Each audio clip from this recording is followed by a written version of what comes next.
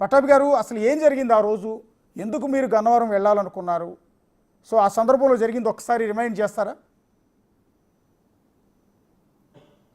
అశోక్ గారు, మీ ప్రశ్నకు జవాబు చెప్పే ముందు నా ఫోన్కి వస్తున్నటువంటి మెసేజ్లు, sir finally we have been waiting for this day from so long, congratulations ఒక మెసేజ్. Sir, this is the day we have been waiting for, this psycho should be taught a lesson అని ఇంకొక మెసేజ్. Finally congratulations on the first step అని ఇంకొక message. అంటే ఒక వరద. ఇప్పుడు అన్నీ చదివితే మన ఈ టైం అంతా కూడా దీనికే సరిపోద్ది, మెసేజ్లు అన్నీ చదవటానికి. అంటే ప్రజలు, ఎందుకంటే అల్టిమేట్గా ప్రజాస్వామ్యంలో ప్రజలే అంతిమ న్యాయ నిర్ణేతలండి. ఇవాళ ప్రజలు ఏ రకంగా వాళ్ళు ఫీల్ అవుతున్నారు అన్నదానికి నేను చదివి వినిపించాను మెసేజ్లన్నీ కూడా.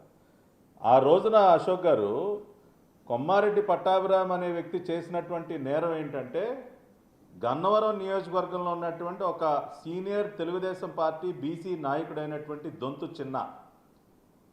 చిన్న గారికి అండగా నిలబడటానికి నేను గన్నవరం వెళ్ళటమే నేను చేసినటువంటి నేరం. జగన్మోహన్ రెడ్డి గారి ప్రభుత్వ హయాంలో ఏంటంటే, దళితులు బలహీన వర్గాలపైన దాడులు చేయటం అనేది వాళ్ళకు అలవాటుగా చేసుకున్నటువంటి పని.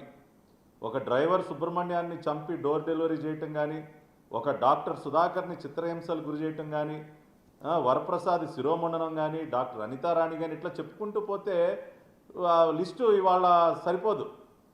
కాబట్టి బలహీన వర్గాలు దళితులపైన జరుగుతున్నటువంటి దాడులకు వ్యతిరేకంగా ఎవరు పోరాడినా వాళ్ళకి నచ్చేది కాదు.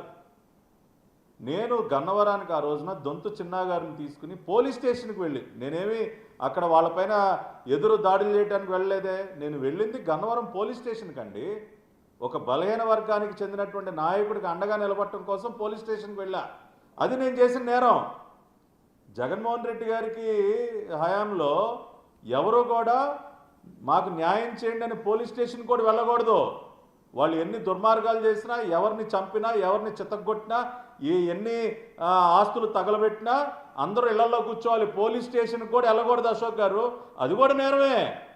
ఆ నేరమే నేను చేశాను ఆ రోజున.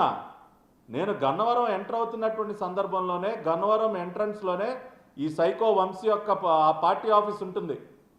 అక్కడ దాదాపుగా 200 మంది ఆల్రెడీ గుమ్మిగూడి ఉన్నారు. నేను ఎంటర్ అవుతున్నప్పుడే చూశాను.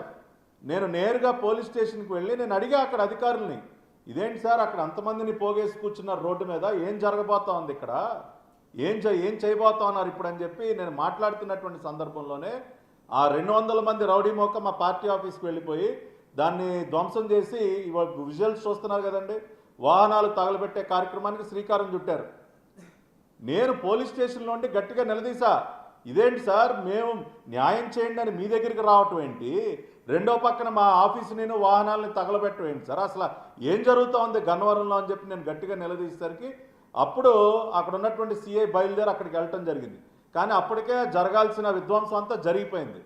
సిఐ గారు వెనక మేము కూడా అక్కడ ఉన్నటువంటి మేము 25-30 మంది పార్టీ లీడర్స్ అందరూ మేము బయలుదేరి వెళ్తూ ఉంటే, ఒక హైవే పైన గన్నవరం మా మధ్యగుండానే నేషనల్ హైవే వెళ్తుంది, ఒక హైవే మీద మమ్మల్ని అడ్డగించి రాడ్లు, కర్రలు, పెట్రోల్ సీసాలతో మా పైన దాడి చేసి నన్ను చంపే ప్రయత్నం చేశారు.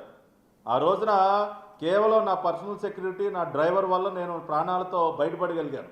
నన్ను ఆ తర్వాత పోలీసులు అదుపులోకి తీసుకుని రాత్రంతా జాషువా, ఆ రోజున కృష్ణా జిల్లా ఎస్పీగా ఉన్నటువంటి జాషువా కూడా ఈ కుట్రలో భాగస్వామి. వంశీకి, వైసీపీ నాయకులకి తొత్తుగా మారిపోయినటువంటి ఆ రోజున జిల్లా ఎస్పీకి కూడా తెలుసు వాళ్ళు ఏం చేయబోతా ఉన్నారో తెలుసు.